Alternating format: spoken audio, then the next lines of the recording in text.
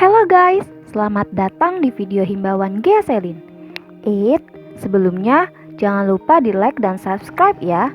Oke deh, kali ini aku mau bahas tentang bahaya nCoV-19 SARS-2 dan langkah pencegahan nCoV-19. Check it out. Sebelumnya, kalian tahu nggak sih apa itu SARS-CoV-2? Severe Acute Respiratory Syndrome Coronavirus 2 disingkat dengan SARS-CoV-2 atau lebih dikenal dengan nama virus corona adalah jenis baru dari coronavirus yang menular ke manusia.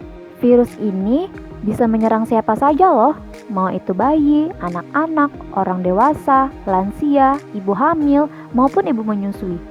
Bahkan, efeknya akan lebih berbahaya atau bahkan fatal bila terjadi pada orang yang lanjut usia, ibu hamil, orang yang sedang sakit, atau orang yang daya tahan tubuhnya sedang lemah.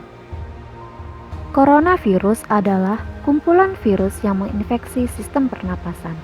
Gejala umum yang menandakan seseorang terinfeksi virus corona adalah pertama, demam dengan suhu tubuh di atas 38 derajat Celcius, yang kedua batuk, yang ketiga sesak nafas.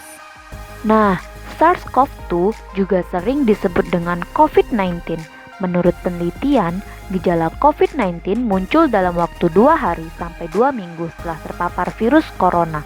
Seseorang dapat tertular COVID-19 melalui berbagai cara, yaitu tidak sengaja menghirup percikan ludah dari bersin atau batuk penderita COVID-19. Yang kedua, memegang mulut atau hidung tanpa mencuci tangan terlebih dahulu setelah menyentuh benda yang terkena cipratan air liur penderita COVID-19. Yang ketiga, kontak jarak dekat dengan penderita COVID-19, misalnya bersentuhan atau berjabat tangan. Infeksi virus corona bisa menyebabkan beberapa komplikasi serius, di antaranya pneumonia, infeksi sekunder pada organ lain, gagal ginjal, acute cardiac injury, acute respiratory distress syndrome, bahkan kematian. Sekarang, kita akan membahas tentang pencegahan penyebaran COVID-19. Pencegahan yang terbaik adalah dengan menghindari faktor-faktor yang bisa menyebabkan kita semua terinfeksi virus ini. Yang pertama, hindari berpergian ke tempat-tempat umum yang ramai pengunjung, atau yang pemerintah anjurkan sekarang yaitu social distancing. Yang kedua, gunakan masker saat beraktivitas di tempat umum atau keramaian. Walaupun sekarang masker bedah sedang langka, kita dapat menggunakan masker kain juga loh. Masker ini mampu mencegah kita menyebarkan tetesan air liur atau ingus ke udara yang mungkin saja mengandung virus.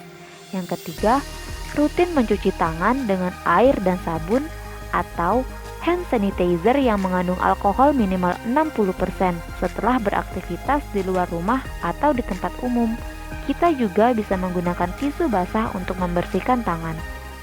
Yang keempat, meningkatkan daya tahan tubuh dengan pola hidup sehat. Selama social distancing, salah satu cara menghindari tubuh dari virus ialah dengan berjemur. Berjemur ada tipsnya juga loh. Tips yang bisa dilakukan sebelum berjemur setidaknya ada 4. Pertama, gunakan tabir surya sebelum berjemur, sebab kulit juga butuh perlindungan sebelum berjemur atau bisa digantikan dengan aloe vera agar kulit tidak mengalami komplikasi. Yang kedua, pilih waktu yang tepat untuk berjemur. Sinar matahari yang baik bagi tubuh ada pada saat matahari pagi di atas pukul 9 ketika UVB mulai muncul. Karena vitamin D diciptakan dalam tubuh dengan bantuan sinar matahari atau UVB. Untuk yang berkulit terang, dianjurkan maksimal selama 15 menit. Untuk yang berkulit gelap, dianjurkan selama 30 menit.